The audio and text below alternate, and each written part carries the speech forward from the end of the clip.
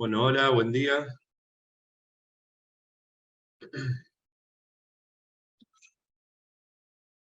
Recuerden que todos entran silenciados. Bueno, quería agradecerles por participar en esta charla. Eh, bueno, hoy vamos a abordar la temática de la labor de los showrunners en las series televisivas, ¿no? En estos nuevos formatos bueno, que ya hace algunos años estamos acostumbrados a ver, ¿no? Estas series televisivas, digamos, con muchas tramas, subtramas, complejas, muchos personajes, mucha rotación de personajes, eh, y que bueno, que tienen, digamos, niveles de producción bastante complejos, ¿no? Son de alta complejidad estas nuevas series que podemos ver en Amazon o en Netflix o en las distintas plataformas de streaming. Entonces, bueno, vamos a abordar justamente la labor del showrunner. Bueno, que en cine sería, esto lo voy a reforzar bastante cuando estemos leyendo algunos textos que estuve preparando, que bueno, que es muy comparable a la labor del director o de la directora en cine, ¿no? Tiene que ver mucho con la toma de decisiones, tiene que ver justamente con mantener una identidad, ¿no? Con mantener unos ciertos estándares de calidad, eh, y que en general, digamos, los showrunners son creadores de las series, ¿no? Es un mix entre guionistas y productores. Vamos a ir viendo también, vamos a hacer un repaso histórico de lo que sería un repaso histórico de cómo la figura del guionista se va convirtiendo en productor para luego tener dos tareas específicas, ¿no? Primordiales. Sería desde la labor artística, ¿no? Desde la creación y la toma de decisiones artísticas, y desde una labor más comercial, ¿no? Con negociación de algunos contratos, cuestiones que hacen a la producción, manejo de presupuestos, etc. Lo que les voy a pedir, si pueden, por favor, la gente que pueda habilitar una cámara, o que sí, digamos, también voy viéndoles las caras y nos conocemos un poco. La gente que pueda, por favor, encienda las cámaras. Bueno, que tiene que ver con esto, ¿no? Por un lado, el rol que tiene que ver más con la parte, las responsabilidades que tiene a nivel artístico, así como también responsabilidades a nivel comercial. Vamos a abordar también un poco el repaso. Bien, no hay problema, Juan. Eh, Vamos a ver algo Perdón, también Fede, de... te aviso por Sí, las dudas que la cámara solamente es para expositor en OpenDC. bien, bien, ok, gracias, Félix. Bueno, No, por favor. más que nada esto, también vamos a abordar un poco eh, todo lo que tiene que ver, vamos a detenernos un poco en lo que tiene que ver con la organización y con la lucha, ¿no? de los sindicatos, sobre todo en Estados Unidos, ¿no? Principal productor de obras audiovisuales, de series, de películas. Y vamos a ver también lo que tiene que ver con un showrunner que está como bastante, digamos, instalado ya, que hizo series muy conocidas, que se llama Alejandro Aimeta, que es un es cordobés él, y bueno, y viene más que nada de la dramaturgia, ha hecho, digamos, es productor, escritor, director argentino, bueno, cordobés, que ha hecho de showrunner en una serie que se llama Juan Gabriel, que fue una de las primeras biopics, así como las de Luis Miguel, etc. Y que además hizo la de Maradona, ¿no? Para Amazon. Así que vamos a ver algunos fragmentos de entrevistas de él. Eh, ¿Y qué más? Bueno, bueno, y como les decía, este repaso histórico que tiene que ver cómo nace esta figura del showrunner y cómo hoy en día tiene su validación y es una figura netamente imprescindible para cualquier serie de televisión que nosotros veamos. Así que bueno, voy a pasar a compartir un PowerPoint. Después nos vamos a ir deteniendo en algunas cosas. También voy a hablar de mi experiencia personal. Yo he trabajado bastante tiempo en televisión, digamos, alrededor de 20 años ya. Y bueno, y desde mi experiencia también como productor, realizador, director, que es lo que soy, cómo fue mi trabajo con showrunners, tanto en ficción como en programas de no ficción. Hoy vamos a abordar mucho, y vamos a hacer mucho hincapié en lo que tiene que ver con la ficción, pero también vamos a ver algunos ejemplos que existen, obviamente, showrunners para programas de televisión de no ficción. Así que bueno, paso a compartir el documento. Denme un segundo, está un poquito lenta mi compu.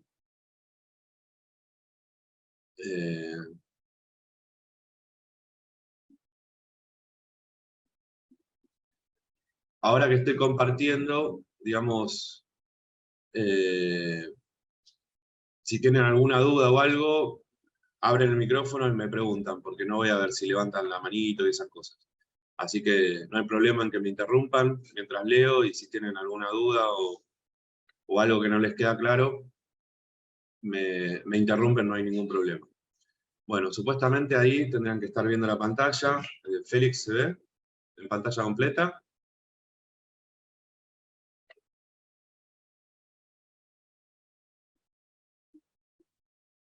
O alguien que me diga si están viendo el documento. Hola, hola. Sí, sí, se ve. Bien, gracias, gracias. Bien. Bueno, vamos a comenzar con esta parte histórica que les comentaba. Bueno, a principios de los 60, la figura del guionista televisivo estaba bastante desprestigiada y no muy reconocida. ¿Qué sucedía? Bueno, había problemas legales de autorías, plagios, incumplimiento de contratos. Bueno, todo esto, ¿qué hace? Hace a que a los guionistas lleven a realizar una huelga general. Luego de interminables negociaciones, consiguen un nuevo convenio en el que se incluyó la obligación perpetua de pagar al guionista por cada repetición de un capítulo, o bien pagar al o a las guionistas por las películas emitidas en TV. Bueno, justamente, estamos hablando de una década, o un momento histórico donde no existían las leyes que existen ahora, ¿no? Entonces, digamos, la figura del guionista estaba bastante bastardeada, digamos, ¿no?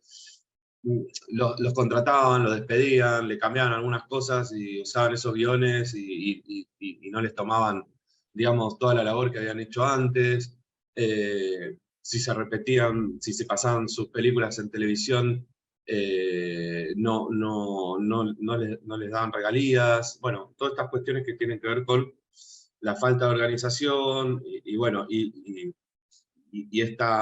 este gran abismo que había entre lo que son las grandes productoras hollywoodenses, ¿no?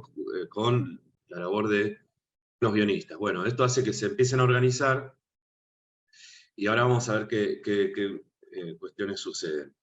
Y vamos a ver que después a lo largo de la historia también se fueron repitiendo en determinadas décadas.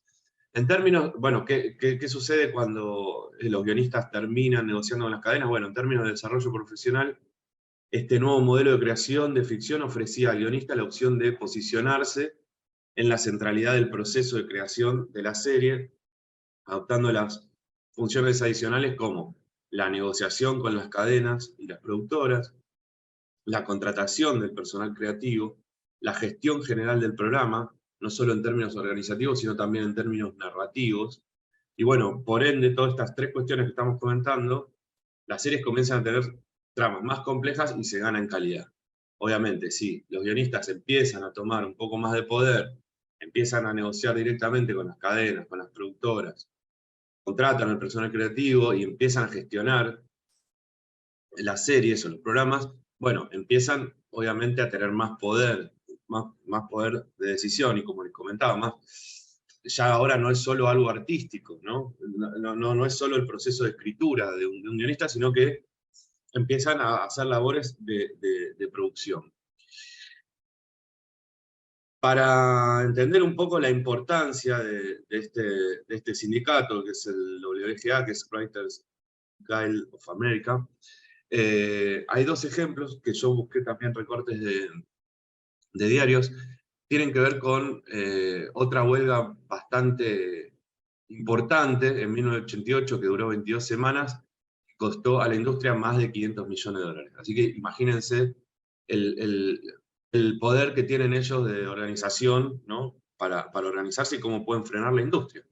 Ahora vamos a ir a los recortes diarios. En el 2007 vuelven a organizarse y vuelven a hacer un paro también bastante significativo, porque los autores reclamaban una parte mayor de ganancias por la venta de DVDs y servicios para internet y móviles. Bueno, obviamente van cambiando las tecnologías, van cambiando las maneras de exhibición, y bueno, y no está regulado, digamos, cuando internet recién sale, digamos, era bastante caótico, no había legislación sobre estas cuestiones, entonces, bueno, empiezan a organizarse, sobre todo para legislar todo lo que tiene que ver con estas nuevas tecnologías, y bueno, y en este momento, en el 2007, estaba, bueno, todo lo que era la tecnología DVD, Blu-rays, que bueno, siguen existiendo, pero ya están quedando medio obsoletos, ¿no?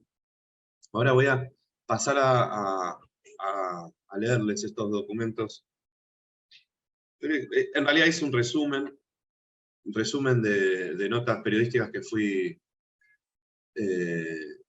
investigando para esta charla de hoy. Denme un segundo porque no estaría... Sí, denme un segundito, por favor. Tengo abierta la segunda.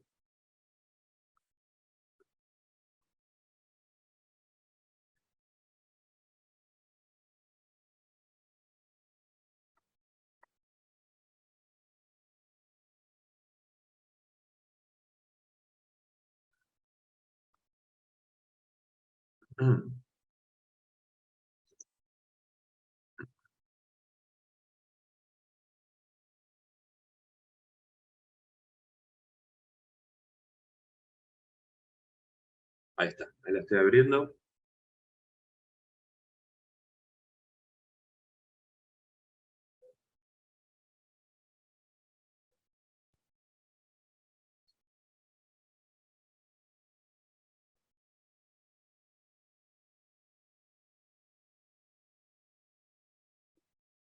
Ya la comparto.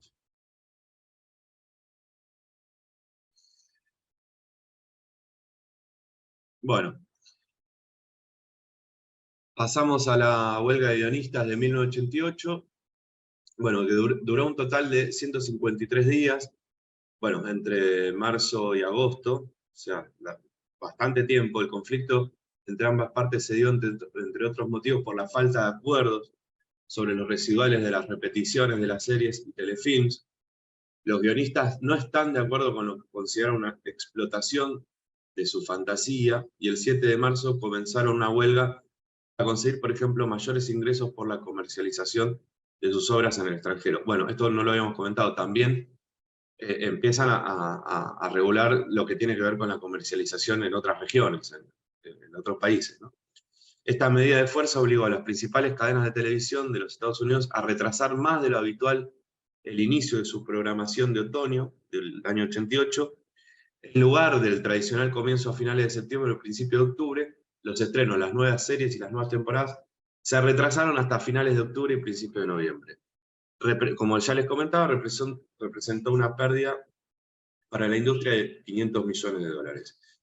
La fuente, digamos, de donde saqué esto es del Cronista, es una nota de 2 de mayo de 2023, hace poquito. Volvieron a publicar esto como algo que tiene que ver con esto, con lo que estamos hablando hoy, ¿no? Y ahora tengo otra nota periodística, que esta es de Clarín, que no sé por qué me la cierra. La tenía abierta. Bueno, denme un segundo que la tengo que volver a abrir. Sé que no me deja abrir dos al mismo tiempo.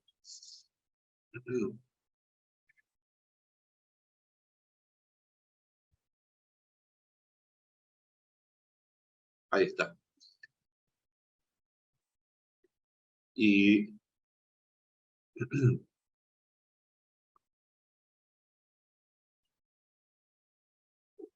bueno, esta es la nota que les comentaba, que tiene que ver con una nota ya vieja del diario Clarín. Los guionistas de Hollywood iniciaron una huelga por tiempo indeterminado. Los cerca de 12.000 miembros del sindicato de escritores piden que se incremente lo que perciben por la difusión de sus trabajos en Internet y en DVD. Se estima que la medida paralizará muchas producciones de cine y televisión y que provocará pérdidas millonarias. El último paro de guionistas en 1988 duró 5 meses. Bueno, que era la nota que recién les comenté. En esta nota hacen alusión a esa misma. Por primera vez en casi 20 años, los guionistas de Hollywood iniciaron una huelga de alcance nacional y por tiempo indeterminado. Un minuto después de medianoche, alrededor de 12.000 miembros del sindicato de escritores, Writers Guild of America, la WGA, realizan los primeros piquetes delante de las grandes centrales televisivas de Nueva York y 3 horas después en Hollywood. La medida de fuerza paraliza muchas producciones cinematográficas y televisivas y genera pérdidas millonarias, estiman los expertos. Los guionistas reclaman cobrar más de la redifusión de sus trabajos a través de Internet y de los DVDs, algo que rechazan los productores tanto de cine como de televisión. Hasta último momento hubo negociaciones entre las partes para intentar evitar la medida de fuerza. Pero tras más de 10 horas de conversaciones no hubo acuerdo, según informó el diario de Los Angeles Times. Los grandes estudios temen que la huelga tenga consecuencias imprevisibles para sus producciones. Los primeros afectados son los talk shows televisivos nocturnos que tratan acontecimientos de actualidad y cuyos presentadores dependen de la gracia de los guionistas. Bueno, obviamente, el impacto más inmediato son estos programas en vivo que toman la actualidad y hacen humor, ¿no? frente a esa actualidad. Por eso decía que los showrunners también, digamos, aplica a programas de televisión de no ficción. Numerosas series, en tanto, se preparan para emitir repeticiones. Y bueno, acá vuelve a hacer alusión a esto, ¿no? La última huelga de guionistas, en 1988, duró 5 meses y costó al sector 500 millones de dólares. Bueno, más que nada, bueno, esto es fuente de Clarín, esto salió el 5 de noviembre del 2007, que es donde sucedió, o cuando sucedió la huelga. Más que nada quería detenerme en esto porque, bueno, es una manera de entender de dónde viene esta cuestión de las negociaciones, esta cuestión de los guionistas que se van tomando lugar en la toma de decisiones y van tomando lugar no solo en decisiones artísticas, sino también que hacen a la producción. Bueno, vamos a continuar con lo que tiene que ver con el desarrollo. A principios de los años 80 comienza a reconocerse la figura del productor como ente creativo. Se lo llama The Producer's Medium. ¿Cuál sería la definición? Bueno, el productor es la persona a cargo de la producción televisiva quien establece el espíritu de trabajo y dicta los estándares que se deben cumplir. Idealmente, como jefe del equipo creativo, el productor es a la vez empresario y artista. Bueno, esto es algo que estamos reforzando desde el principio, ¿no? Se preocupa por la administración y los detalles presupuestarios mientras nutre el talento y proporciona la visión del proyecto.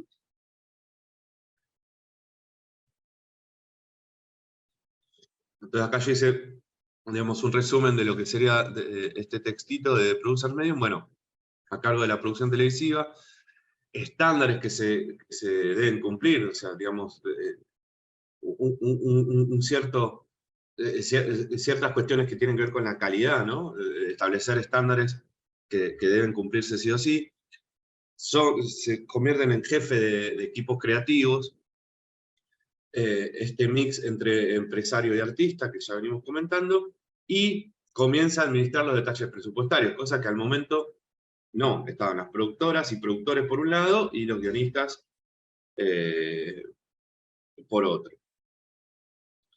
Esta figura profesional toma más relevancia en la década de los 90 y es uno de los elementos sobre los que se articula el actual reconocimiento crítico de las series de televisión. Las series de televisión han pasado a ocupar a lo largo de las últimas 2 décadas un espacio de centralidad en la cultura contemporánea, un proceso que podemos atribuir a una confluencia de factores tecnológicos, industriales y sociales. Bueno, importante esto último, ¿no? Las series hoy forman parte de nuestra cultura, ¿no? Es muy común decir, bueno, recomendame una serie o qué series estás viendo. Muchas veces las series un poco nos definen también cómo somos, ¿no? Bueno, qué consumimos, ¿no? Bueno, es cierto que hay una confluencia que tiene que ver con factores tecnológicos, industriales y sociales. Digamos, no sé, a mí me sigue sorprendiendo gente, no sé, mirando una película en el colectivo con auriculares en su celular, ¿no? Digamos, cosa que cuando yo empecé a tener un amor por el cine era impensable, ¿no? Estar mirando una película en un teléfono, en un colectivo, ¿no? Digamos, bueno, a eso hace alusión el texto, ¿no? Esto del contenido on demand también, que es relativamente nuevo, ¿no? De ver ver estrenos cuando queremos, frenarlo, no sé, hacer otras cosas y después seguir viendo una serie, o maratonear una serie, ¿no? Todas estas cuestiones que nos da el streaming, bueno, que antes no sucedía. Entonces, bueno, creo que está haciendo un poco alusión a eso, la parte del texto. Entonces, volvemos a cómo es que nace esta figura de showrunner. Bueno, series exitosas como Seinfeld, Larry David y Jerry Seinfeld a finales de los 80, Friends de David Crane y Martha Kaufman, mediados de los 90, Los Sopranos de David Chase, lo que está digamos, en paréntesis son los showrunners, ¿no? Sopranos, HBO, 1999-2007, ahora vamos a explicar algo de Los Sopranos, y Lost, que tenía 3 showrunners, J.J. Abrams, Jeffrey Lieber y Damon Lindelof. Después, creo que acá 2 después son showrunners de Game of Thrones, si mal no me equivoco. Entre 2004 y 2010, 6 temporadas, 121 episodios, la serie más cara que se había realizado hasta el momento. Han tenido una fuerte presencia de sus creadores también categorizados como showrunners. Bueno, para hacer un breve resumen de estos programas, calculo que algunos conocen, otros quizás no, pero bueno, Seinfeld y Friends eran sitcoms, ¿no? Sitcoms viene de las abreviaturas de Situation Comedy. Es un poco, las sitcoms es un formato que tienen las cadenas norteamericanas como, yo les llamaría como programas embudo, para levantar audiencia, para las producciones de más costo que se emiten en prime time, ¿no? Por ejemplo, no sé, Big Bang Theory lo ponían 8 y 8:30 para a las 9 dar Gotham, por ejemplo, que era la gran apuesta de Warner. Las sitcoms son capítulos autoconclusivos, por lo cual no tenemos que seguir una continuidad, podemos ver el capítulo 3 de la temporada 2 y el capítulo 8 de la temporada 9, que la experiencia va a ser la misma. Y bueno, y Seinfeld en particular, bueno, justamente fue muy exitoso por Larry David, que viene de la dramaturgia, y Jerry Seinfeld, que era un comediante, digamos, era y hacía stand-up, ¿no? Entre esos dos empiezan a escribir, y bueno, digamos, el programa netamente pasaba por ellos dos. Así igual con Friends. Y después Los Sopranos, bueno, es la primera apuesta que hace, no la primera apuesta, digamos, la primera producción, es la producción con la que HBO lanza lo que es el pay-per-view, hasta el año 99, hasta el año 98, 99. No sé qué edades hay, pero yo tengo 40 años. Digamos, HBO, cuando estaba el cable así normal, no se pagaba. En el 99 empieza a ser un canal premium, y con la serie, digamos, el caballo de batalla como para pasarlo a premium fue Los Sopranos, también muy exitoso. De hecho, hoy en día se sigue viendo esta serie. Y bueno, y Lost fue un boom tuvo un auge muy grande porque, bueno, ya estaba, en principio ya estaba instalado Internet, ¿no? Ya estaba esta cosa de los blogs, era una serie que abría muchas tramas, muchas subtramas, y la gente estaba como, esto lo comenta el texto más adelante, pero la gente estaba como ávida del intercambio, ¿no? Entre seguidores, bueno, qué pasaba con la historia. Y para destacar de Lost, que es la serie más cara que se había realizado, bueno, es porque Lost se hacía en fílmico, se rodaba en fílmico, lo cual era una locura, ya que era una serie de televisión con muchas temporadas y muchos capítulos, muchos personajes, y bueno, justamente la cadena ABC no quería perder esa calidad que le habían presentado en el piloto, le habían presentado el capítulo 1 y 2 a la cadena, estos tres showrunners, y dijeron, bueno, no queremos perder la calidad, entonces se filmaba todo en film, con material fílmico, material analógico, lo cual era una locura, no es, digamos, no es fácil, digamos, llevar adelante una producción televisiva con los ritmos que tiene la televisión, que son totalmente distintos a los del cine, en material fílmico, ¿no? Bueno, Estados Unidos es en donde el término showrunner empezó a ser conocido en la década de los 90 para definir el responsable último de una serie, en contraposición al cine, que el responsable último de un film es el director. Esta idea van a ver que la vamos a ir reforzando bastante. Esto de que es comparable con el director de cine, el showrunner en una serie televisiva. En series televisivas casi siempre esta función la desempeña un guionista-productor. Ejemplo, Chuck Lorre de Two and a Half Men, de Big Bang Theory, Frank Darabont de The Walking Dead. Después vamos a ver qué sucede con este caso de Frank Darabont.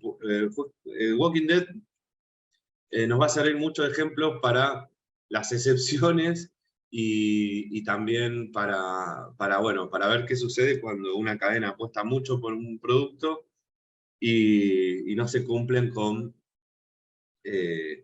digamos, no se cumplen con los estándares o con la planificación que tienen en los planes de marketing, ¿no? Digamos, no se cumplen con los objetivos de marketing. Entonces, como conclusiones, el showrunner se centra específicamente en mostrar ese lado que la mayoría de nosotros desconocemos y que tanto peso tiene en lo que vemos episodio tras episodio en nuestras series preferidas. Actualmente el término no solo tiene esta implicación industrial, sino también crítica, contando con las atribuciones de control creativo, visión y rasgos de identidad que lo hacen equivalente a la asignación, como antes mencionábamos, de autoría que en el cine logran los directores. Así que se puede concluir que la figura del showrunner está netamente ligada al prestigio de la serie. Sí, parece una novedad, pero bueno, está bueno remarcarlo. Justamente, no siempre, pero en general, en un 80-90% de los casos, el showrunner es el creador de la serie. Así que obviamente va a estar ligado al prestigio, ¿no? ¿Hasta acá alguna pregunta, alguna duda?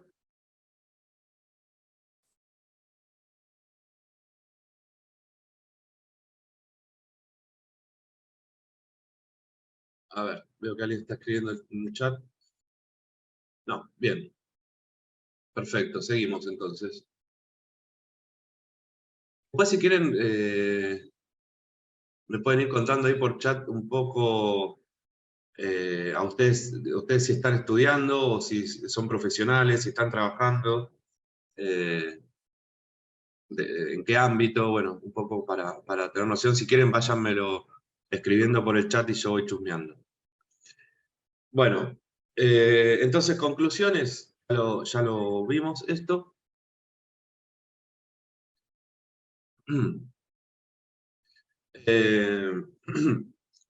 Entonces pasamos a hablar de lo que es el guionista y la nueva estructura. La figura del guionista se comienza a transformar en un área de mando, no solo aplica en ficción, esto es lo que ya les decía, ahora voy a dar ejemplos de ficción y de no ficción, desde mi experiencia, también en entrevistas, magazine, documentales, etc. Así que podemos decir que tiene control creativo en esta nueva estructura, ¿no?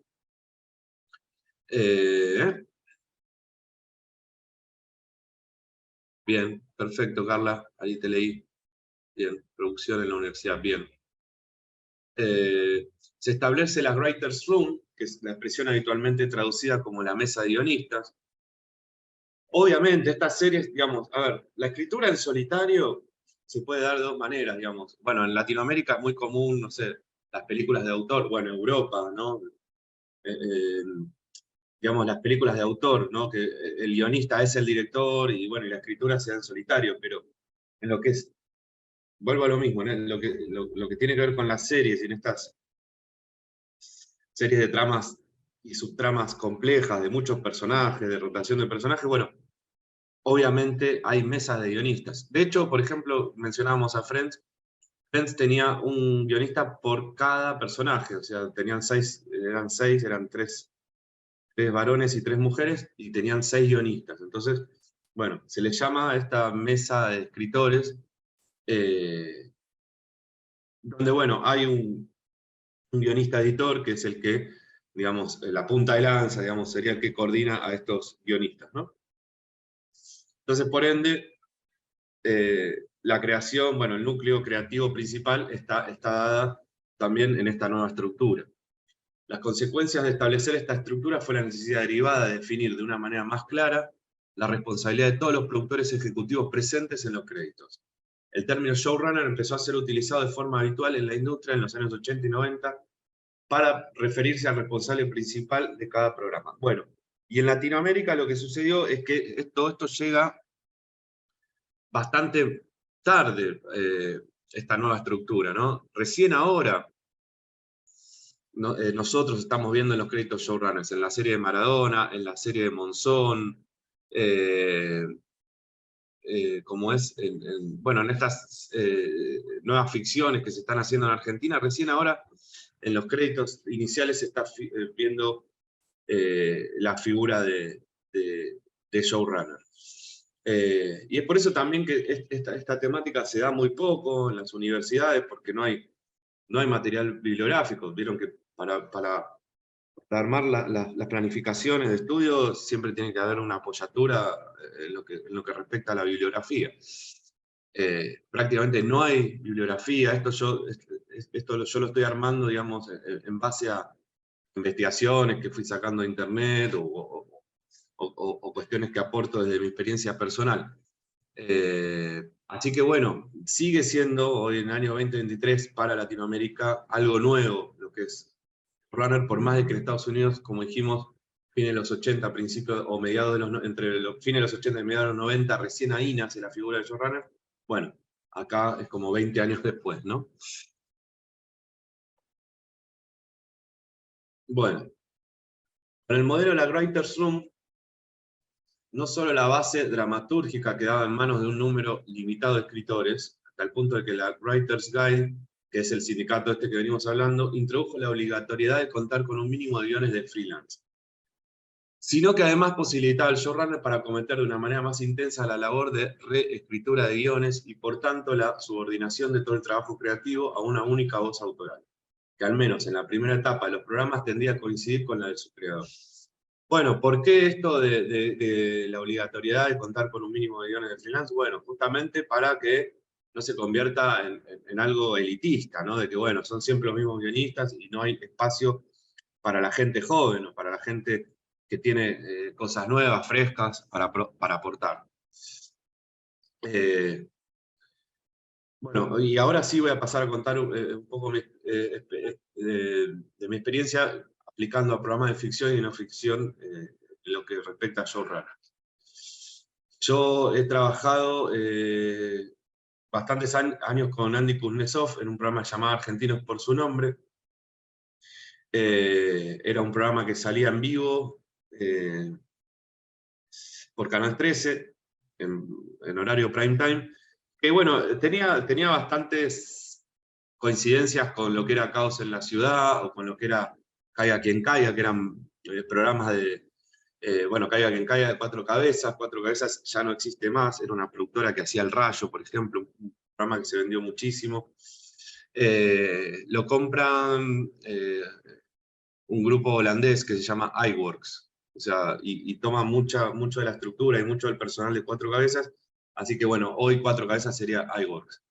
En ese momento, el showrunner de este programa de no ficción, de un programa periodístico que tenía cosas de humor, bueno, muy parecido a Caiga Quien Caiga. Venía de hacer Caiga Quien Caiga de España. Entonces, bueno, ¿cómo era la labor? Esto lo hicimos bajo la productora Mandarina. Mandarina es la productora de justamente Andy Kuznetsov y de Mariano Chiade. Mariano Chiade es un productor bastante, con bastante trayectoria, es el marido de Mariana Fabiani. Bueno, yo trabajaba en Mandarina, entonces, bueno, ¿cómo era la labor? Yo en ese momento estaba como productor-realizador. Había 3 conductores, Martín Cicioli, Carla Churnovsky y Andy, y un notero. Bueno, éramos 4 productores realizadores, entonces, ¿qué hacíamos? Obviamente, leíamos, teníamos que estar totalmente actualizados, levantábamos bien temprano, leíamos todos los diarios, y lunes por la mañana nos sentábamos en lo que sería una writer's room, digamos, ¿no? Una mesa de escritores, para, bueno, definir, digamos, qué notas íbamos a salir a hacer, qué notas íbamos a producir, y qué productor con quién, qué sé yo, a mí a veces me salía a tocar con Cicioli, otras veces me tocaba salir a hacer notas con Andy. Entonces, bueno, Mogileski, Sebastián, lo que hacía era tomar decisiones, básicamente. Entonces nosotros íbamos con propuestas, más una chica que hacía agenda. Nos decía, tal semana se estrena la serie de no sé, de Maradona, hay que ir a cubrir el evento. También va a haber una manifestación por reclamos de mejoras salariales de tal gremio, bueno. Entonces, era una mezcla, era un magazine, digamos, informativo con cuestiones de humor y de espectáculos también, bueno, como un magazine, ¿no? Que es un híbrido de muchos géneros.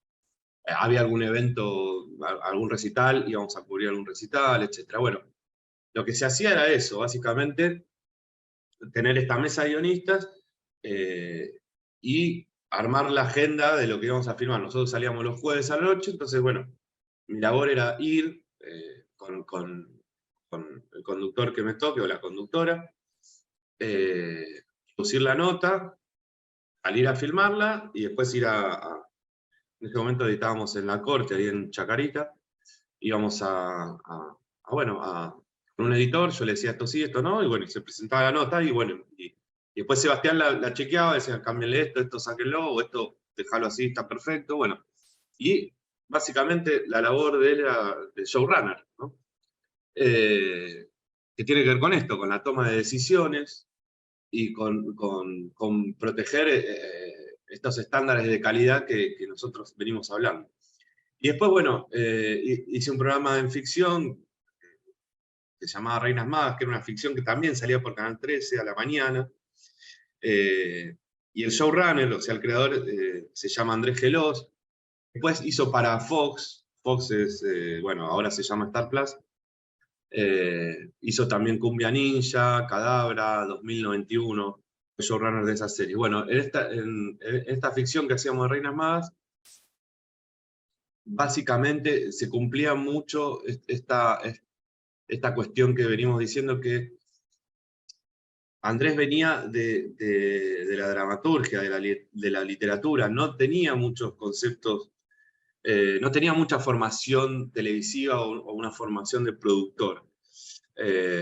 Entonces medio que iba aprendiendo con este primer programa en el que yo estaba, Reinas Más, y bueno, y también había una mesa de guionistas, donde él era, bueno, obviamente muy, muy creativo y tenía muy buenas ideas, que las bajaba a sus guionistas, y escribían. Pero bueno, flaqueaba un poco en el tema de la producción. Después con el tiempo fue aprendiendo. Sobre todo cuando ya empieza a ir a México y a Colombia a filmar estas series para Fox.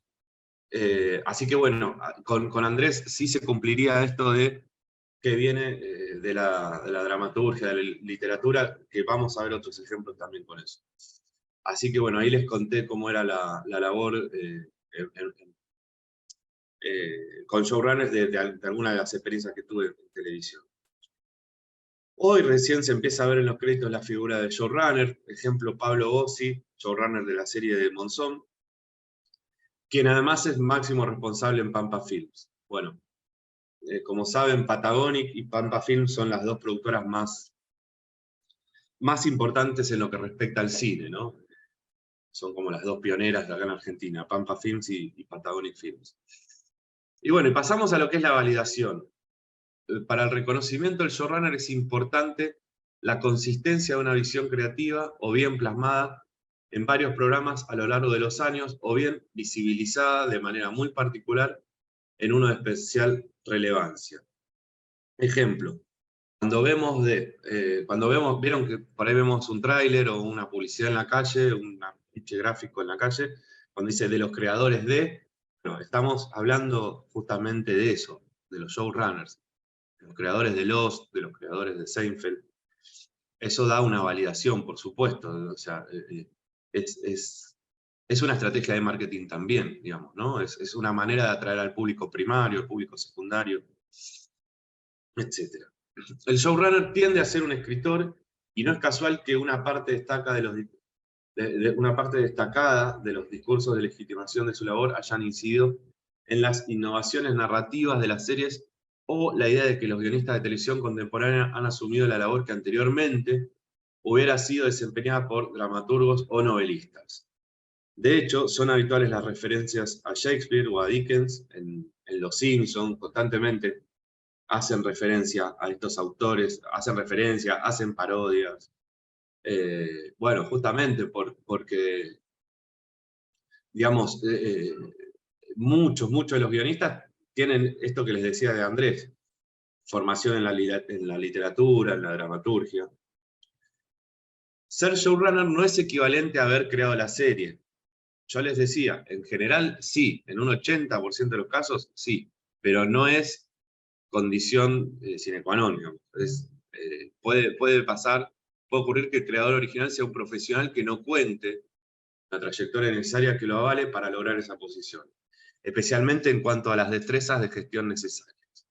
En otras ocasiones, el creador cede la posición de showrunner a otro profesional, ya sea de forma voluntaria para dedicarse a otro proyecto, o de forma forzada por la cadena o productora. Merece la pena destacar esta segunda circunstancia porque una parte de los discursos sobre los showrunners han incidido de forma especial en la autonomía creativa de la que gozan. Lo cual es cierto siempre y cuando los resultados en términos comerciales o críticos sean los esperados. Entre los numerosos showrunners despedidos de sus propias creaciones podemos señalar a Frank Darabont de The Walking Dead, AMC 2010, expulsado de su propia serie en la primera temporada. Bueno, en el caso de Frank Darabont, yo estuve investigando un poco, no lo quería poner en el texto, pero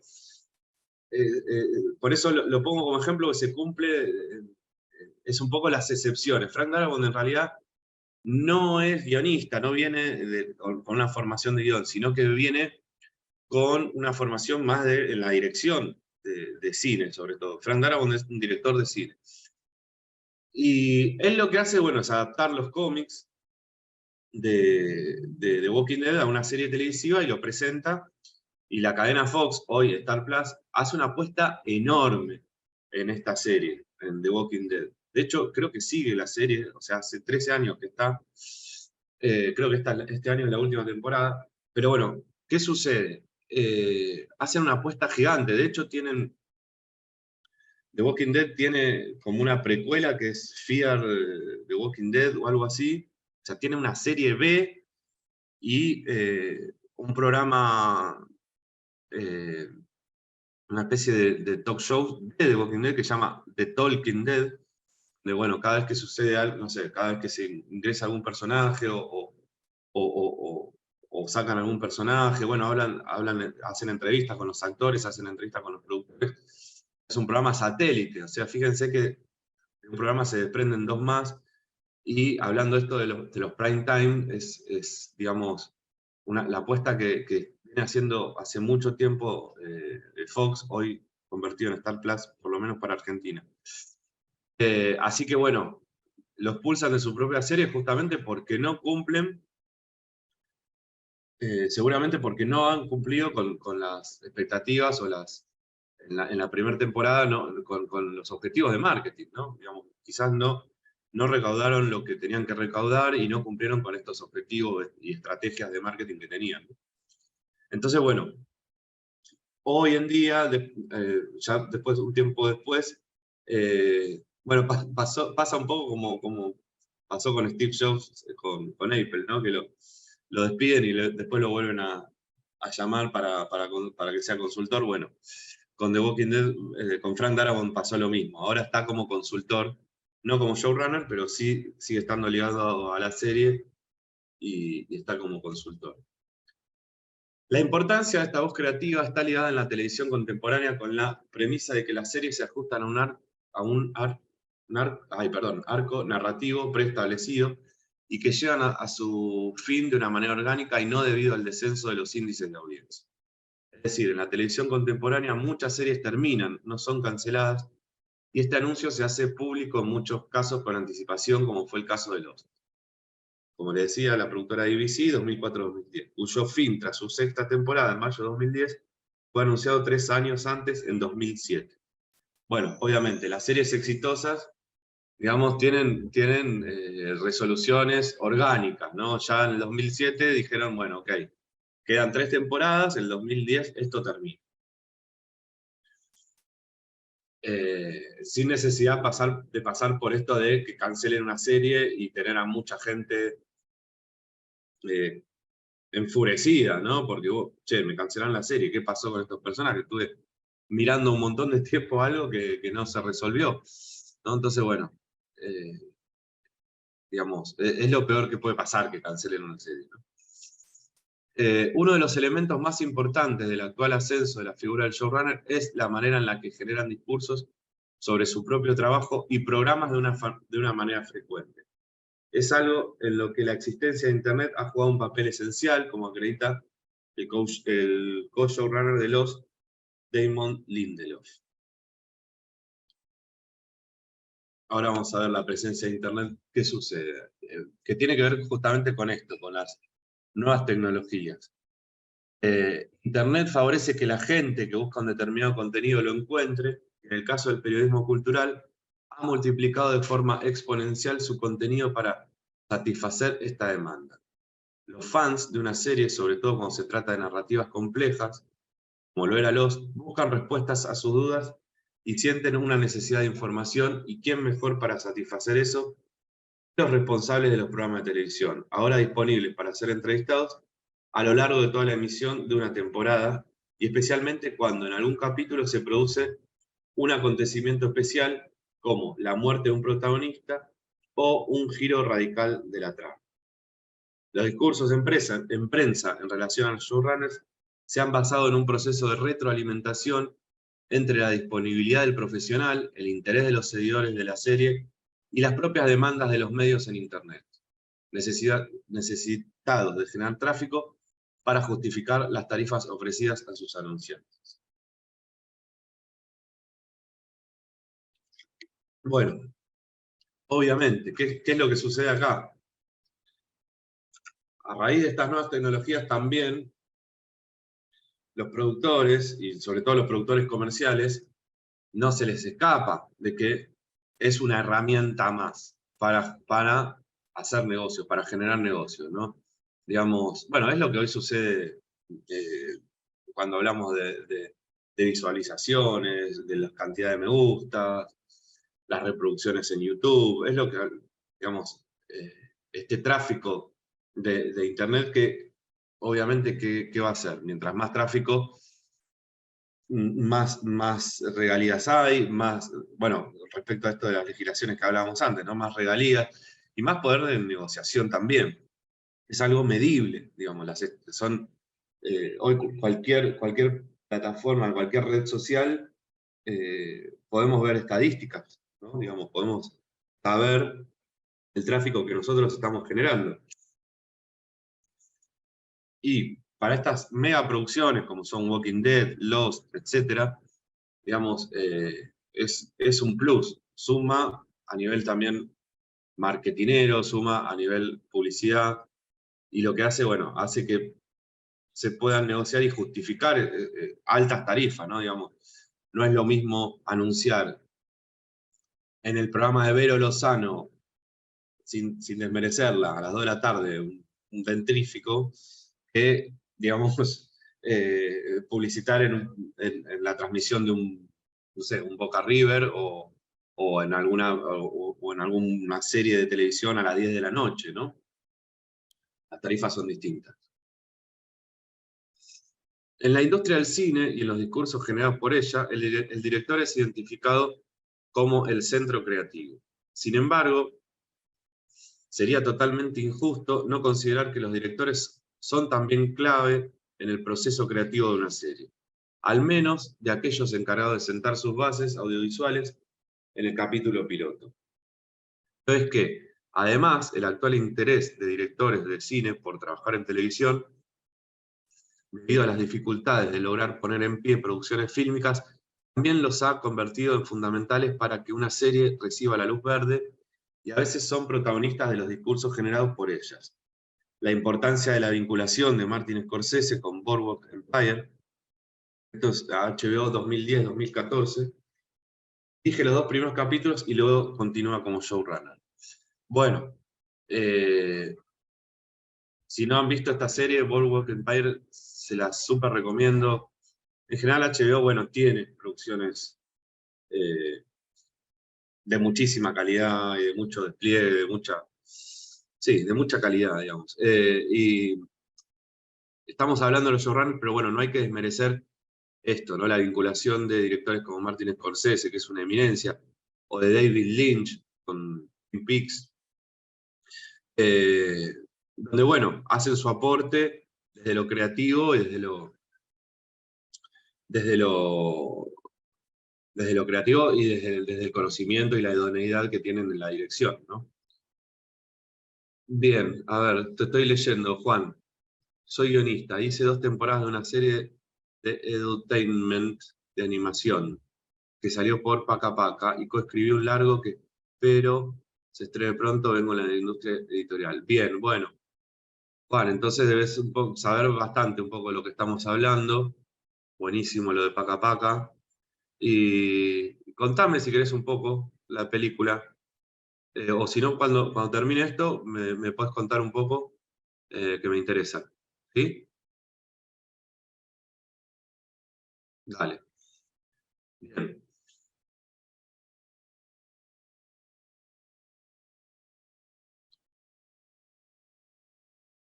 Tampoco debemos pasar por alto que muchos showrunners son también directores, reconociendo de una manera implícita la importancia de esa labor como la encargada de materializar la narrativa, y por tanto cuya importancia a la hora de determinar los trazos de autoría que la conforman nunca se puede obviar.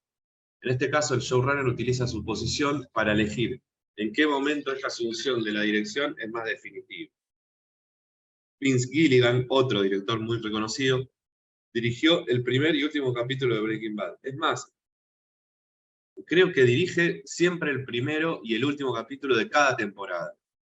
Breaking Bad, bueno, otra serie muy exitosa, AMC 2008-2013.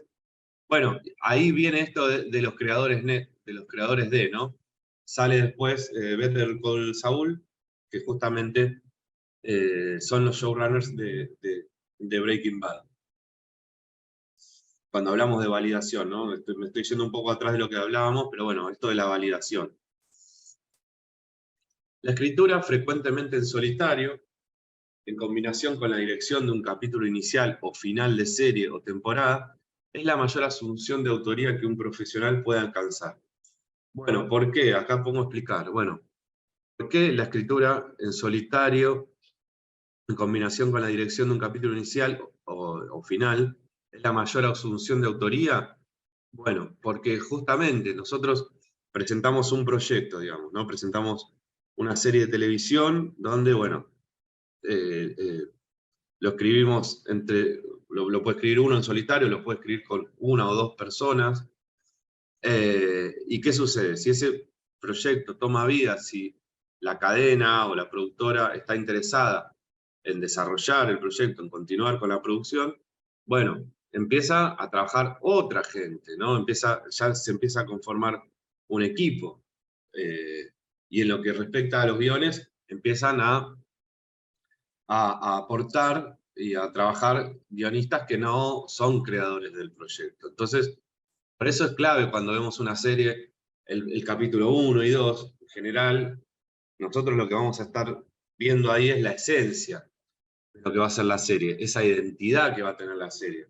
Por más de que luego empieza a pasar por muchas manos más que esta escritura en solitario de la que estamos hablando, siempre van a estar los showrunners para velar por esa calidad, para velar por esa identidad, por la impronta que tenga la serie. Entonces, por eso siempre el capítulo 1 y 2 es el termómetro, por decirlo de alguna manera, de con qué serie nos vamos a encontrar y cómo se van a desencadenar, digamos, los siguientes capítulos, ¿no?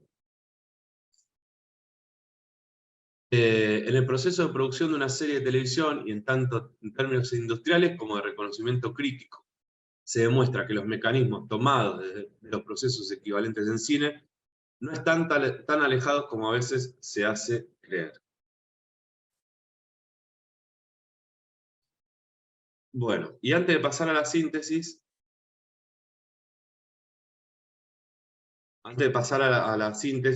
me gustaría que empecemos a ver algunos videos. Y antes de ver algunos videos, me gustaría que hagamos un ida y vuelta con respecto a lo que vimos hasta acá. Después igual voy a abrir otra vez el espacio para que podamos intercambiar. Pero hasta acá, ¿alguna cuestión que quedó dando vueltas? ¿Alguna pregunta que les gustaría hacerme?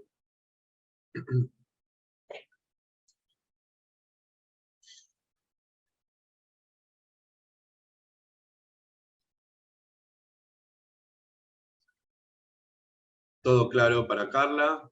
Bueno. Eh, bueno, si no hay dudas, pasamos a ver. Les dije que una parte de esta charla iba a estar, íbamos a hablar de Alejandro Aimeta, que es como les decía, es un productor, escritor y director argentino de la provincia de Córdoba. Eh, y la primera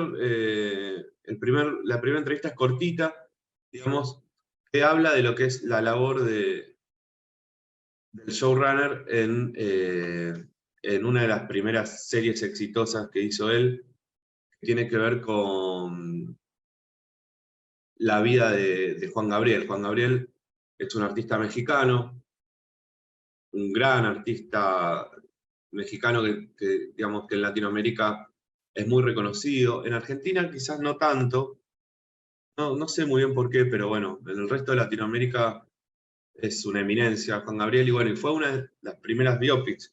¿Saben lo que son las biopics? Guionistas seguro que sí. Pero bueno, las biopics son estas series ahora a las que estamos acostumbrados, ¿no? Donde agarran algún personaje famoso y cuentan la vida de ese personaje famoso, ¿no? Como puede ser la de Luis Miguel, puede ser la de Monzón, la de Maradona. Bueno, y una de las primeras biopics que sale es la de Juan Gabriel, que bueno, tuvo mucho éxito a nivel latinoamericano, filmado de una calidad excelente, de una manera excelente, bueno, con Disney, con TV Azteca, bueno, con productoras también muy fuertes en el ámbito de la producción audiovisual. Y lo que tengo para que veamos es una entrevista. Bueno, la serie estuvo a cargo justamente de este chico cordobés, Alejandro Aimeta. Una entrevista corta, lo que podemos darnos cuenta de la labor, ¿no? De lo que tiene que ver con, con el showrunner. Ahí les paso el link por YouTube, lo vemos y lo comentamos.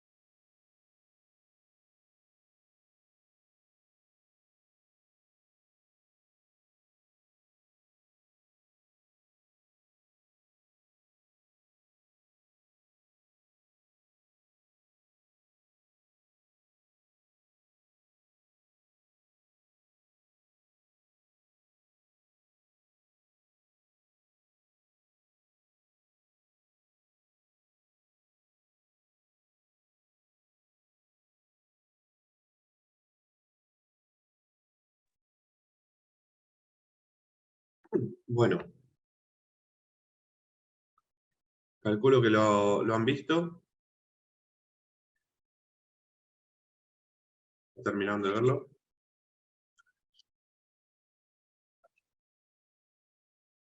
Bien, perfecto.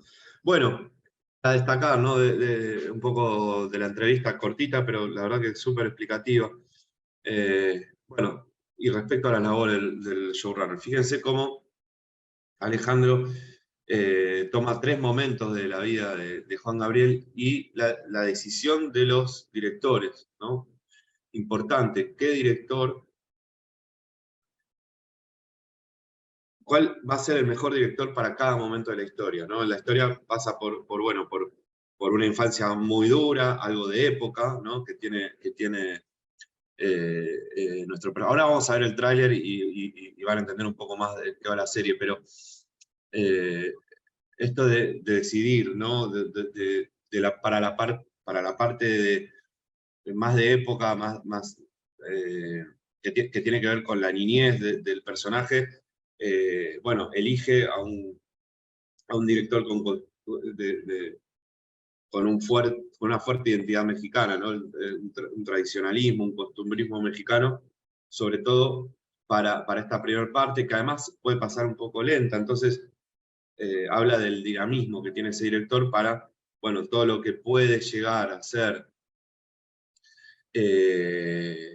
lento, o todo lo que puede llegar que nos puede llegar a pasar a nosotros como espectadores mirando algo que nos pueda llegar a aburrir, bueno, elige tener un director dinámico, con un costumbrismo mexicano también, por una cuestión del verosímil, una cuestión de que sea creíble.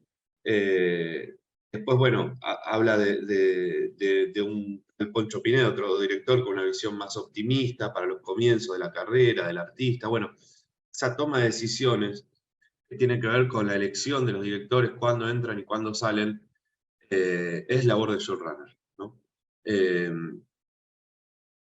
Fíjense, cualquier serie que ustedes ven, van rotando los directores. En Estados Unidos ni que hablar, rotan muchísimo. Pero siempre hay en las series 3, 4, 5 directores que van dirigiendo, directores o directoras que van dirigiendo distintos capítulos. Y bueno, él habla de una calidad, de una amalgamada calidad cinematográfica. Bueno, eso es lo que la serie tiene, digamos, ¿no? Y ahí es otro de los puntos, de una de las labores principales que tiene el showrunner, ¿no? De velar por la calidad, por los estándares de calidad que tiene la serie. Él habla de una calidad cinematográfica. Ahora lo vamos a ver en el tráiler, que, como es, que se cumple esto, digamos, ¿no? Esto de velar por la identidad, de velar por la calidad, es labor también del showrunner. Todo lo que respecta al casting, todo lo que tiene que ver con el casting también, cuándo entra, cuándo sale un personaje, cuándo un actor tiene que representar, hasta qué momento de vida un personaje, cuándo hay que llamar a otro actor, o si se lo va a caracterizar a ese mismo actor. Pongamos que tenemos un actor y lo tenemos que llevar 15 años para atrás. Bueno, quizás no es necesario buscar otro actor con caracterizaciones, con trabajo de make-up o de efectos visuales. Se lo puede hacer más joven a un actor tranquilamente, o más viejo, también desde lo que es el maquillaje, los efectos visuales. Entonces, bueno, toda esa toma de decisiones pasan por el showrunner. Eso es lo que, como que me gustaría que les quede claro. Es un área donde hay una toma de decisiones constante. Y sí, es una figura que tiene que estar en todo, digamos, tiene que estar en todo. Desde hablar con los directores de arte y elegir una paleta de colores para un determinado momento de la historia, desde justamente de encargarse del casting, de trabajar con el productor ejecutivo de acuerdo al presupuesto, qué se puede hacer, qué no, hasta dónde podemos llegar, hasta dónde podemos pagar esto, hasta dónde no. Eh, bueno, eso es un trabajo que hace en conjunto con la producción ejecutiva, pero bueno, es un trabajo que va haciendo en conjunto con las diversas áreas, con el área de fotografía, con el área de sonido, con el área de postproducción. Eh, eh, Obviamente tiene en cada área su pirámide, digamos, donde gente responde, o sea, siempre para cualquier pieza audiovisual tenemos que entender esto como un trabajo en conjunto, ¿no? Un trabajo que uno no puede hacer solo, salvo que salgamos con una camarita, hacer un documental de batalla nosotros solos, que lo más probable es que salga mal, es un trabajo en conjunto. O sea, de hecho, las áreas de fotografía y de arte son interdependientes, digamos. Son interdependientes, ¿por qué? Porque, bueno, son responsables de la calidad de imagen, ¿no? Del área de fotografía y de arte. Bueno, esas cuestiones va supervisando el showrunner. Ahora igual vamos a hacer un resumen de lo que hace a la labor, porque al final hice un punteo como para que vaya quedando claro. Y vamos a ver el tráiler de la serie de la que estamos hablando, como para que empecemos a entender un poco más de lo que hablaba Alejandro en la entrevista. Ahí se los comparto, les comparto el tráiler por el chat. Así que lo vemos y lo comentamos.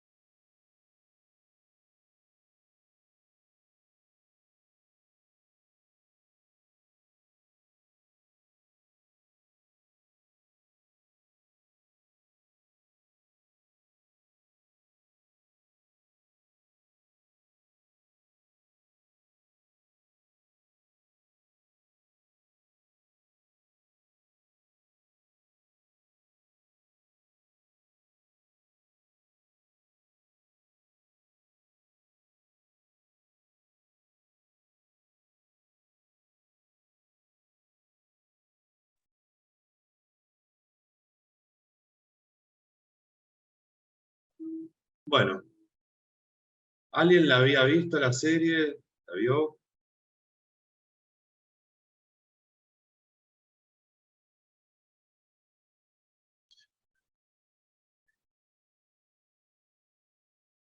Bien, bueno. Bien, me gustaría, me gustaría que me hagan a ver alguna devolución o algo que tenga que ver con lo que, bueno, desde la opinión de alguien que no vio, no vio la serie, si el tráiler funciona o no. ¿Es atractivo? ¿Le dan ganas de verla? ¿No le dan ganas de verla? Si le dan ganas de verla, ¿por qué? O si no le dan ganas de verla, ¿por qué? Digamos, está bueno que empecemos a deconstruir un poco porque me gustaría hablar también un poco de esta parte que tiene que ver con lo que es estrategias de marketing, ¿no?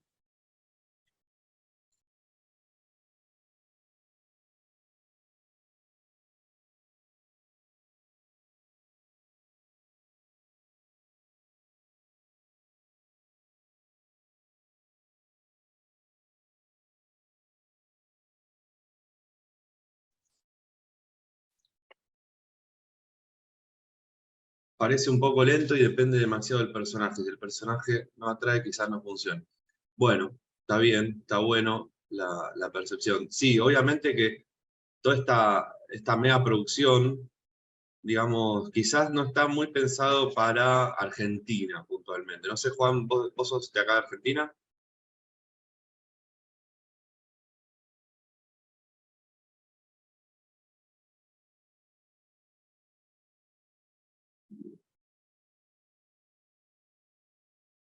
Digo, pregunto porque, bueno, como decía, Juan Gabriel, digamos, es un personaje que en Latinoamérica eh, es un personaje que atrae, quizás no tanto para Argentina por estos motivos que les explicaba antes. Eh, Marcela, sí, me parece atractivo la vería. Bueno, no sé si es Marcela o Marcelo. Marce, ¿qué es lo que te resulta atractivo? Marcela, ahí está. Bien, bien. Ahí estoy leyendo. Coincido con Juan, no conozco cantante, no me da mucha ganas de ser, parece muy dramática. Sí, bueno, tiene una carga muy dramática, sobre todo el pasado de este artista, ¿no? Es un chico bueno, que lo dejan en un orfanato, ¿no? Y tiene que hacerse de la vida solo, ¿no? Bien. Bueno, digamos, a mí lo que me gustaba comentar del tráiler, bueno, un poco en función de lo que hablaba el showrunner Alejandro Aimeta, esto que tiene que ver con la rotación de los personajes, los distintos momentos. Se puede ver en el tráiler que hay una parte que transcurre de manera lenta. Esto obviamente los guionistas lo saben. Y no sé si hay gente acá que haya estudiado marketing o que tenga conocimientos de estrategias de marketing, que bueno, que obviamente todo esto se planifica en la etapa de desarrollo del proyecto, ¿no? Nosotros a una producción audiovisual la podemos dividir en tres grandes etapas, ¿no? Que una tiene que ver con el desarrollo del proyecto, otra en la producción. Cuando hablo de producción hablo de preproducción, rodaje y postproducción, y después la tercera etapa que es la comercialización y la distribución. Eh, el tráiler justamente ya se empieza a pensar desde la etapa de desarrollo del proyecto, justamente pensando en a qué público queremos atraer, público primario, público secundario. Bueno, ¿cuál sería el público primario para esto? Bueno, sí, la gente que conoce a Juan Gabriel y le gusta el artista y quiere saber, como bueno, como lo de Maradona, que por ahí algo vemos después de la serie de Maradona. Digamos, bueno, el público primario, ¿cuál sería ahí? La gente que es fanática del Diego, que le gusta el fútbol. Pero bueno, después hay otra parte que es cómo atraemos a un público secundario, ¿no? Eh, que es lo que nos interesa y lo que nos va a dar masividad. En el público secundario es donde tenemos que realmente poner el foco. Es como que el público primario ya de por sí medio que lo tenemos comprado. El público secundario es, bueno, ¿cómo lo atraemos? Bueno, quizás por el valor artístico del casting, ¿no? Si tenemos actores y actrices reconocidos, no sé, hacemos una serie con Natalia Oreiro y sabemos que, por más de que no sea, no sé, hacemos una comedia dramática, pero no, una película drama, o una película dramática, digamos, y tenemos a Natalia Oreiro, bueno, ya sabemos que una actriz convoca. ¿Cómo podemos convocar también con la banda sonora de una película? ¿Qué sé yo? A mí me pasó yo no soy de ver muchas cosas de época, y con Peaky Blinders lo que me sucedió fue que me la recomendaron por la banda sonora. Me dijeron, che, mirá, está, no sé, Arctic Monkeys, Lou Reed, Iggy Pop, te va a encantar la música de la serie. Bueno, y entré por ese lado a ver Peaky Blinders. Bueno, después me fascinó la serie, está excelentemente filmada, pero bueno, a eso hago alusión con las estrategias de marketing. Y cuando se hacen estrategias de marketing, en general, no en general, siempre se elabora una matriz FODA. ¿Qué es una matriz FODA? Bueno, se analizan las fortalezas, las oportunidades, las debilidades y las adversidades de un proyecto. Cuando hablamos de fortalezas, bueno, son positivas, son propias, ¿no? Cuando hablamos de oportunidades, son positivas también, pero son del entorno, no son propias. Las debilidades son debilidades que nosotros tenemos, son propias y son negativas, y las adversidades son negativas del entorno, digamos. Lo estoy explicando así como medio rápido, pero bueno, se elabora esta matriz FODA y lo que sucede es que nosotros, para los aspectos negativos, tanto como las debilidades como las adversidades, ¿qué tenemos que hacer para contrarrestar? ¿No? ¿Qué decisiones nosotros tomamos desde el vamos, desde el inicio, como para aplacar, para aliviar esos aspectos negativos? Todas las series, absolutamente todas las series, tienen sus debilidades y tienen sus puntos débiles, porque obviamente uno no puede contentar a todo el mundo. O mismo como acá hay 6, 7 personas y dijeron, yo esta serie la vería, me parece que está muy realizada. Otros dijeron, no, la verdad que me parece lenta, no la vería.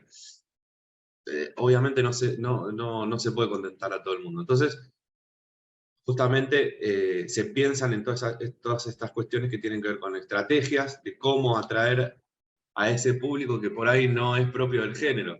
Qué sé yo, supongamos, a mí no me gusta, yo no veo películas de terror, pero por ahí alguna película me llama la atención por algo y termino viendo una película de terror. A eso me refiero. Eh, bueno, y después, otra cuestión que tenía ahí para compartir, déjenme chequear una cosa, por favor.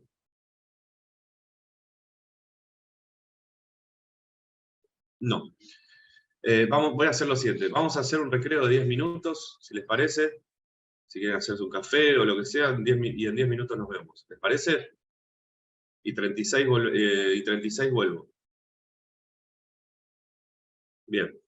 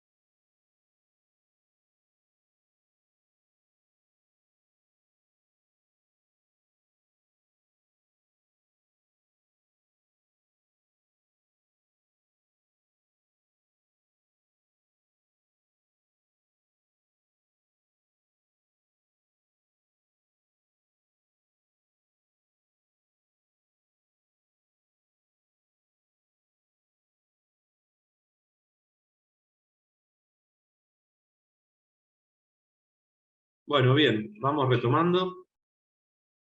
¿Andan por ahí?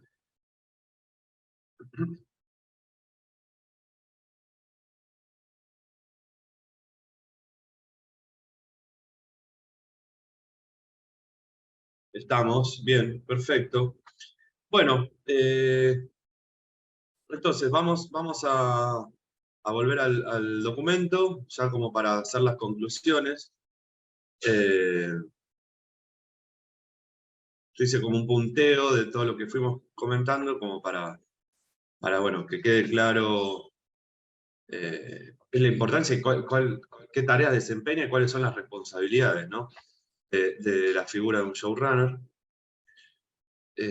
Voy a compartir en pantalla completa.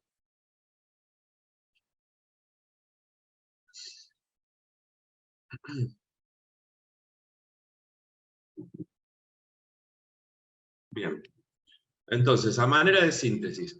Bueno, el showrunner interviene en todos los procesos de producción de la serie, que era lo que mencionaba antes, ¿no? Desde la etapa de desarrollo del proyecto.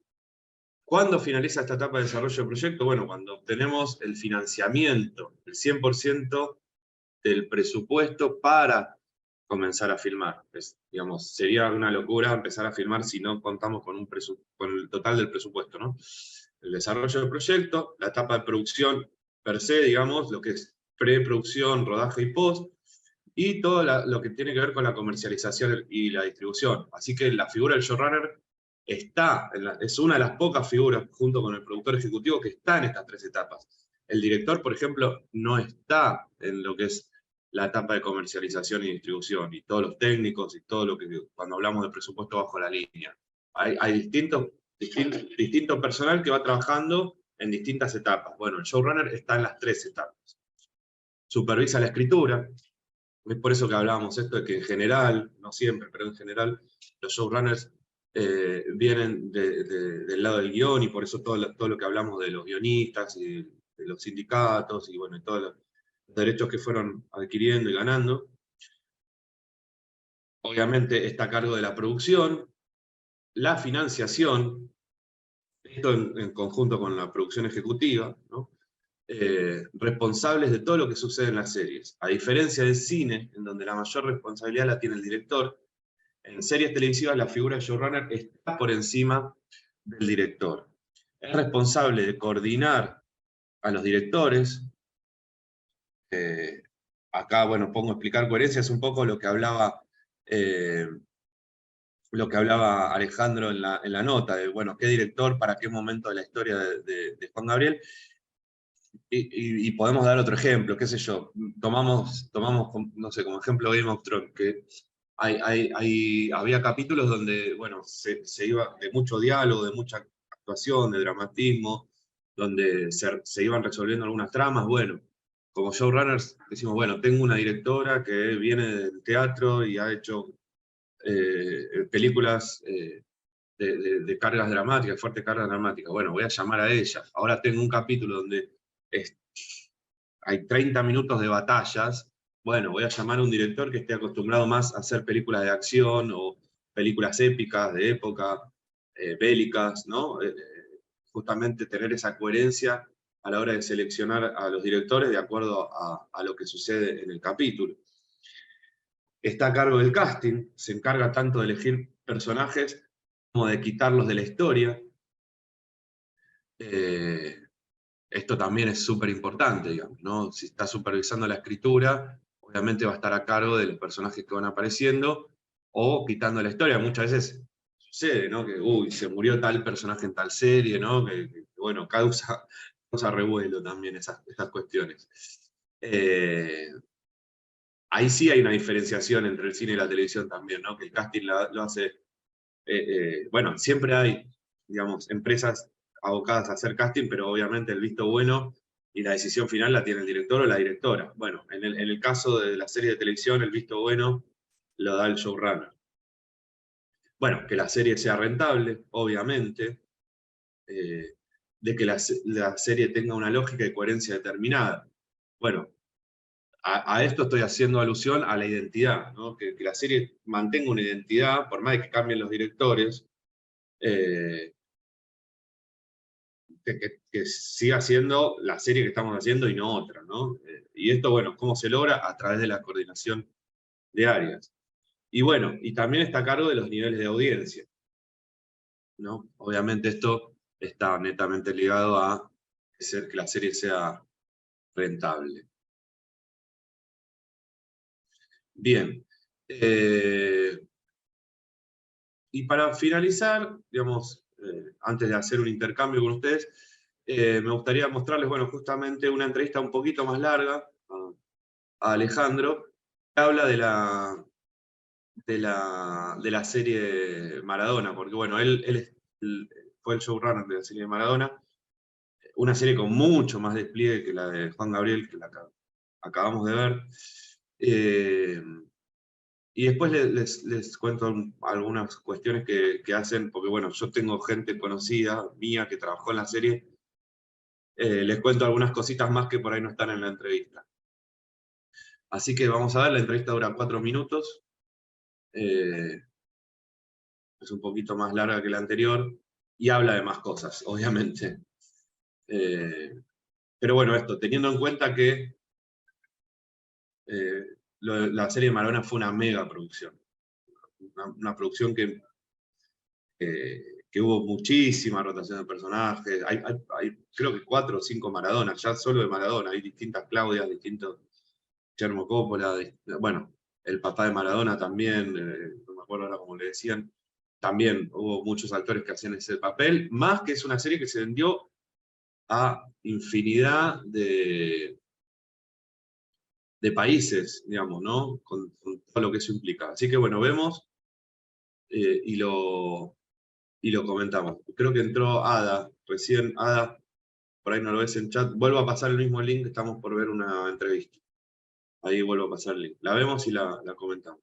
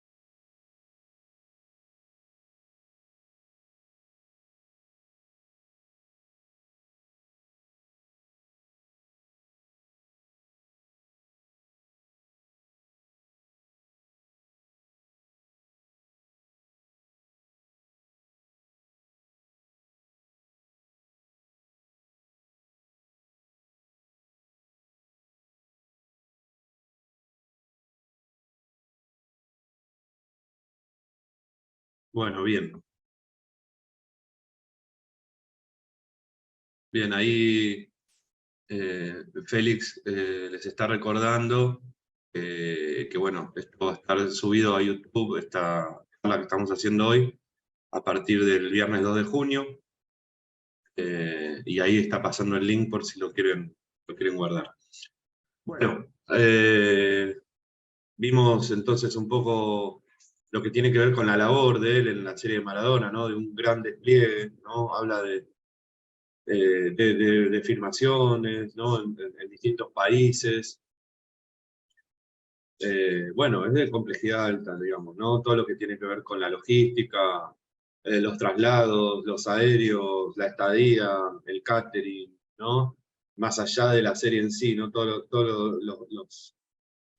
los valores y los grandes valores que tiene la serie a nivel producción, ¿no? Mucho más que una película, obviamente. Eh, y bueno, y hay una parte que hablan bastante de lo que tiene que ver con el guión, ¿no? Porque sabemos que Maradona es un personaje polémico, digamos, despierta amor, despierta odio, ¿no? Bueno, y están hablando un poco de lo que yo les hablaba de esta matriz FODA, ¿no? Y esto de que yo les decía que todas las series tienen su, sus puntos negativos, ¿no? Cualquier proyecto audiovisual, ¿no? Y bueno, se puede ver un poco cómo él resuelve estas cuestiones o se puede ver un poco esta cosa de las estrategias de marketing y bueno, y muy avalado también en la investigación, ¿no? Él habla de una investigación de al menos de 40 historiadores, documentalistas, como para tratar de que el relato sea lo más fiel posible, en los momentos donde Maradona toca fondo, no obviarlo para no perder público, para no perder ese verosímil, pero sin caer en el morbo, ¿no? Como todas esas cuestiones que deja entrever en la entrevista, que tiene que ver bueno, con la toma de decisiones, básicamente, es lo que estamos constantemente hablando, ¿no? Es una labor en la que constantemente se toman decisiones. Les propongo ver el tráiler de la serie, no sé si la han visto, y después hacemos un intercambio como para ir cerrando la charla de hoy. Vamos a ver entonces el tráiler. No sé si han visto o no la serie, pero bueno, también está bueno analizar cómo es que concluye, ¿no? Cómo concluye esa labor en una pieza audiovisual publicitaria, porque en definitiva un tráiler es una pieza publicitaria. Así que bueno, la vemos y la comentamos.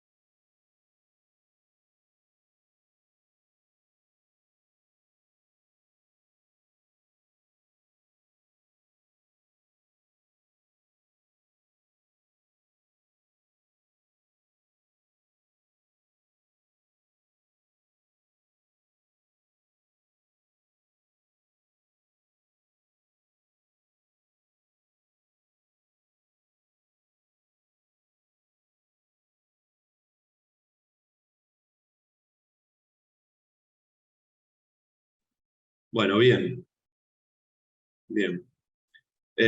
Bueno, se puede ver un poco esto del despliegue, ¿no? Esta cuestión que hablaba también de la rotación de actores, estos 3 Maradona más el Maradona chiquito. Bueno, la calidad actoral, ¿no? Raúl Rizzo, Mercedes Morán, ¿no? Así como a modo de anécdota, bueno, el Maradona Argentino Junior es amigo mío, Nico Goldsmith, que hace de Maradona en los inicios, ¿no? Obviamente le pregunté el tema de la actuación y de la dirección de actores. Eh, bueno, y él me comentaba que estuvieron 6 meses ensayando. Eh, digamos, para que también lo piensen en términos de presupuesto, y bueno, gente que son actores de primer nivel ensayando 6 meses para una serie. Y bueno, cuestiones presupuestarias así como miles. Me contó también que esto de basado, vieron que dice basado en hechos reales y todo eso, bueno, me contó también que, que ya en el presupuesto tenían contemplado los juicios que iban a perder, ¿no? Pues saben que iba a haber polémica por algunas cuestiones que se cuentan de vías que por ahí no tenían autorización, y ya en el presupuesto está estipulado los juicios que iban a perder. Así que bueno, eso también es una toma de decisiones, ¿no? Que hacen a la labor del showrunner. Bueno, y esto podemos ver también, ¿no? Esta calidad cinematográfica que tiene, eh, y bueno, y sobre todo me parece que les interese o les guste o no el personaje de Maradona, más allá de Maradona, es un claro ejemplo de, bueno, cómo se hacen las cosas, digamos, digamos, cómo se hacen las cosas de manera excelentemente profesional, digamos, ¿no? Con tanto despliegue y tanto trabajo en conjunto, en coordinación con muchas áreas, con coordinación con mucho personal técnico, mucho personal artístico. Bueno, me gustaría, como para ir cerrando, que hagamos un intercambio. Eh, no tuve tiempo mucho de preguntarles si eran como estudiantes o ya hay gente que está recibida, o bueno, si son profesionales, pero bueno, me gustaría mínimamente que hagamos un intercambio de todo lo que vimos hoy. ¿Quién quiere comenzar? Pueden hablar también, no hace falta que escriban, pueden habilitar el micrófono. ¿Alguna cuestión que les quedó de dudas? O alguna incertidumbre de lo que vimos?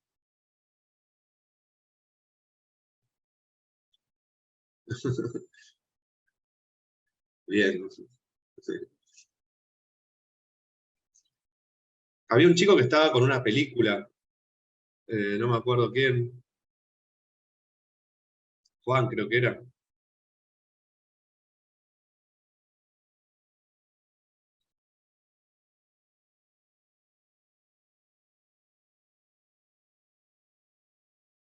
Bien, ¿de qué género, Juan, estás escribiendo?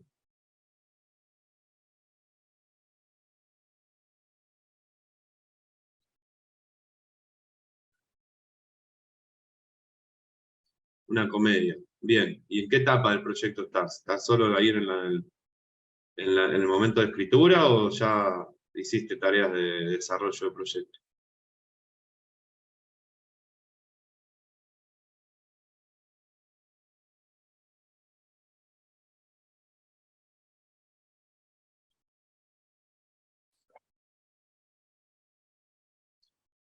Yo coescribí y entré en cada en estos días. Bien, bien, buenísimo. Bueno, seguramente habrá sido al Derecho Nacional de Autor, ya de tener todo registrado.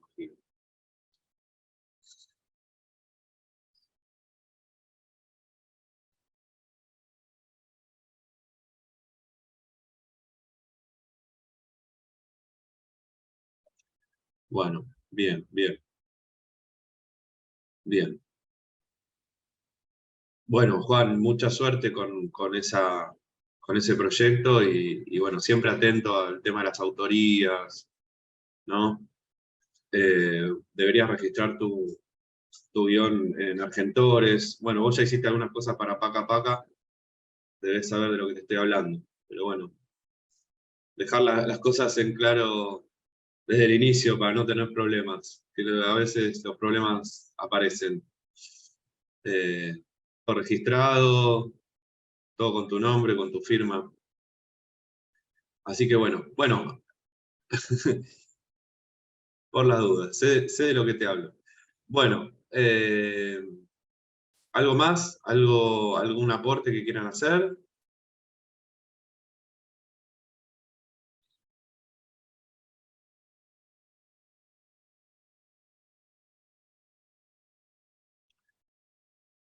Bueno, bien, entonces concluimos. Bueno, muchas gracias por participar y ojalá que les haya servido. Que tengan muy buena semana. Concluimos acá. Saludos.